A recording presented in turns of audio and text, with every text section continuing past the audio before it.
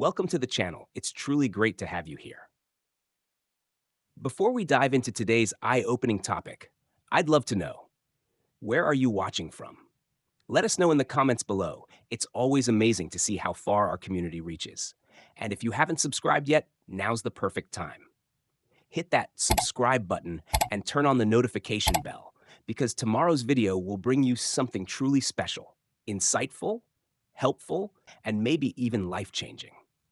Now let's jump in and explore what no one ever tells you about growing older. The 6 things that make you seem older than you are. 1.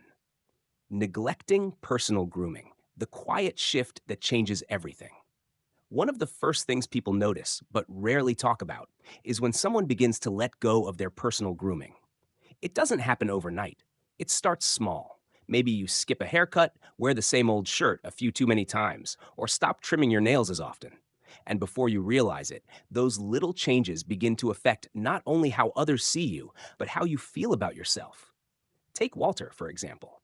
He's 82 and used to be known in his neighborhood as the sharp, well-dressed gentleman who always looked put together. But over the years, things started to shift. He stopped going to the barber regularly. His eyebrows grew wild. He wore the same faded shirt day after day because it was comfortable. His family noticed. His neighbors noticed. But no one said anything because it felt too personal, too uncomfortable to bring up. Then one afternoon, Walter caught a glimpse of himself in a mirror while visiting his daughter's house. What he saw shocked him. His appearance didn't reflect the man he still felt like inside. The next day, he booked a haircut, shaved, and picked out a clean button-down shirt from his closet. The difference was immediate, not just in how he looked, but in how he stood, how he smiled, and how people responded to him. Strangers greeted him more warmly. His daughter complimented him. He felt seen again. You see, grooming isn't just about vanity. It's about energy, self-respect, and the message you send to the world. When you look after yourself, even in small ways, you tell others and yourself that you still care, that you're still showing up. Studies have shown that personal grooming can boost self-esteem and social confidence, especially in older adults. Clean, well-fitted clothes, neatly trimmed hair, and basic skincare make a powerful difference. And it doesn't have to take hours. A simple routine, washing your face, applying moisturizer, trimming nails, wearing fresh clothes, can completely shift the way you feel and how others respond to you. So, if you've been letting grooming slide lately, consider this your reminder. You don't need to look younger. You just need to look like you still care. Because when you feel good in your own skin, the world takes notice. 2. Speaking too loudly or interrupting, when good intentions go unnoticed. After Walter refreshed his grooming and felt like himself again, he began joining more family dinners and community events. He was more present, more confident, but something still felt off. He noticed people smiling politely, but also pulling back a little when he spoke. At first, he thought he was just imagining it, but then he started to see a pattern. Every time he joined a conversation, it seemed like people slowly disengaged, not because of what he was saying, but how he was saying it. Over time, Walter had unknowingly developed a habit of speaking much louder than necessary. He also interrupted people without realizing it. It wasn't intentional. Like many older adults, gradual hearing loss had made it harder for him to judge the volume of his own voice. And since no one wanted to hurt his feelings, nobody said a word. That's the tricky part. People are often too polite to tell you when your voice is too loud or when you're cutting them off mid-sentence. But they do notice. And more importantly, they feel it. Conversations start to feel like monologues. The back and forth rhythm disappears. And slowly, people begin to avoid those exchanges, not out of rudeness, but out of discomfort. Walter's turning point came one evening when his grandson leaned away during dinner and gave a gentle smile that said more than words could. Walter realized it wasn't what he said, it was how he said it. The next week, he went in for a hearing test. Sure enough, mild hearing loss had crept in. With the help of a simple hearing aid and a conscious effort to pause and listen more, Walter saw an immediate shift. People leaned in again. Conversations became warmer, more balanced, more enjoyable. The way we speak, our tone, our timing, our willingness to listen, plays a huge role in how connected we feel to others. Speaking too loudly or interrupting can send the wrong message that we're not listening, or worse, that we don't care. But that's rarely the truth. Like grooming, communication is about presence and respect. It's about tuning in, not just talking. So if you've noticed people reacting differently when you speak, it might be time to check your volume and your ears. Because sometimes the smallest adjustment can make the biggest difference. 3. Wearing outdated or ill fitting clothes, the style that silently ages you. After Walter adjusted how he spoke and took care of his hearing, he felt more connected than he had in years. Conversations were flowing again, and he felt seen and heard. But there was still one piece missing, and it showed every time he looked in the mirror. His grooming was back on track, his voice was in check, but his clothes told a different story. Walter had fallen into a quiet habit, something many people do without realizing it. He kept wearing the same baggy, outdated clothes he'd owned for decades. Shirts with stretched collars, pants that sagged, sweaters with fading color. They were comfortable, yes, but they no longer fit the version of him he was becoming. And while no one ever said anything directly, he started noticing small cues. Friends no longer complimenting his look, people assuming he was more fragile or disconnected than he actually felt. Then one day, his daughter surprised him with a simple shopping trip. Just a few new items, a well-fitted button-down, a clean pair of trousers, a sharp jacket. Walter hesitated at first. "I'm too old to care about fashion," he said. But when he tried them on, something changed. He stood straighter. His smile came more easily. And when he wore that new outfit to a community lunch the following week, he was met with genuine compliments. "You look great. That color suits you." Things he hadn't heard in years. Clothing, just like tone of voice or body language, sends a message, whether we mean it to or not. When we dress in worn, shapeless clothes, it can unintentionally communicate a lack of care, a fading energy, or even sadness. But when we put on something that fits well, looks fresh, and reflects who we are today, not who we were 30 years ago, we tell the world, "I'm still here, and I still care."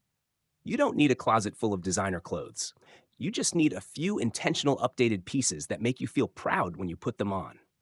Clothes should fit your body, your personality, and your present moment, not your past. So if your grooming and communication are already improving, take the next step. Look in the mirror and ask, does what I'm wearing reflect how I feel inside? If not, maybe it's time for a little refresh, because confidence is never out of style. Stop 4. Complaining or criticizing too much, when your words push people away.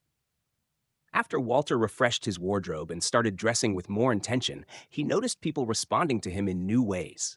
He felt more confident, more present.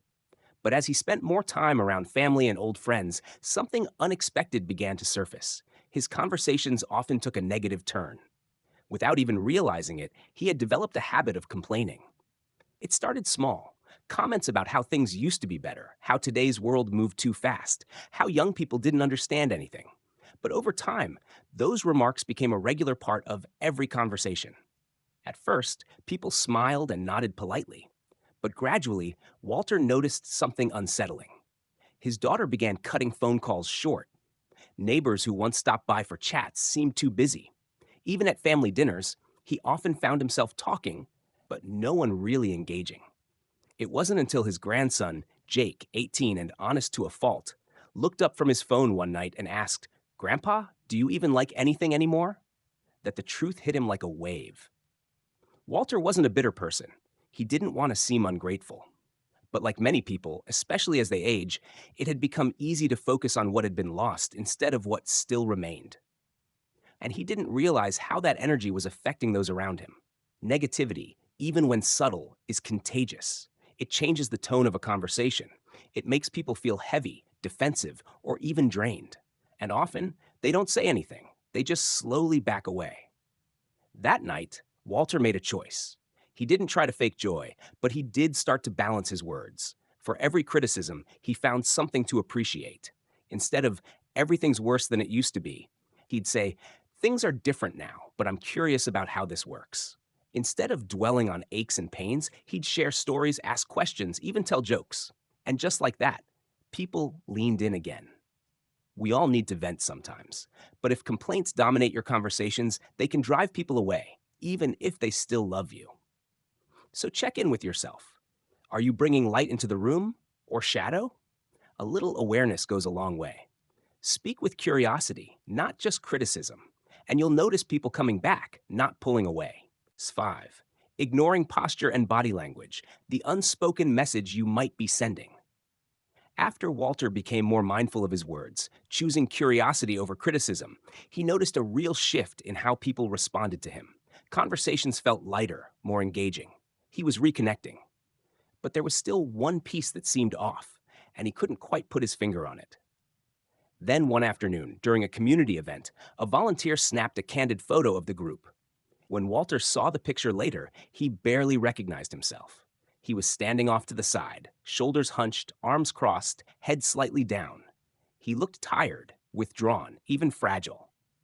But he didn't feel that way inside. That's when it hit him. His posture and body language were sending a message completely different from how he actually felt. The truth is, people don't just hear what you say, they read your body. Slouching, shuffling your feet, crossing your arms, avoiding eye contact. All of these silent cues can make you appear disconnected, insecure, or even uninterested. And the worst part? You may not even realize you're doing it. Walter remembered moments when people offered to help him with simple tasks, things he could easily do himself.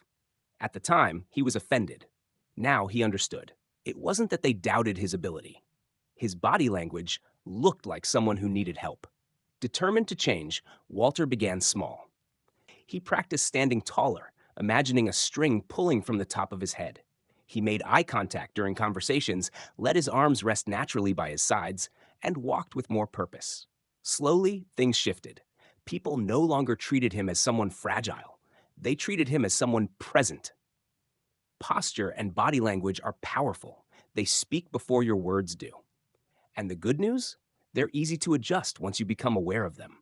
So ask yourself, how do you walk into a room? How do you sit when you talk to someone? These subtle things matter. When you carry yourself with openness and strength, people notice. You appear more confident, more youthful, and more alive, no matter your age. Walter's journey wasn't about looking younger. It was about showing the world that he was still fully here. And sometimes, all it takes is standing a little taller to change everything. Now that we've explored some of the small but powerful habits that often go unnoticed, I'd love to hear from you. Which one of these 6 points resonated the most? Have you ever caught yourself slipping into one of these habits without realizing it? Whether it's posture, communication, grooming, or even the clothes you wear? You're not alone. We all go through seasons where we lose a bit of awareness, and that's okay. What matters is recognizing it and making small changes that bring us back to feeling like our best selves. Drop a comment below and tell me, which habit are you most inspired to work on? Or maybe you've already made changes in one of these areas and noticed a difference. Share your story. Your experience might be exactly what someone else needs to hear today. Also, let me know where you're watching from.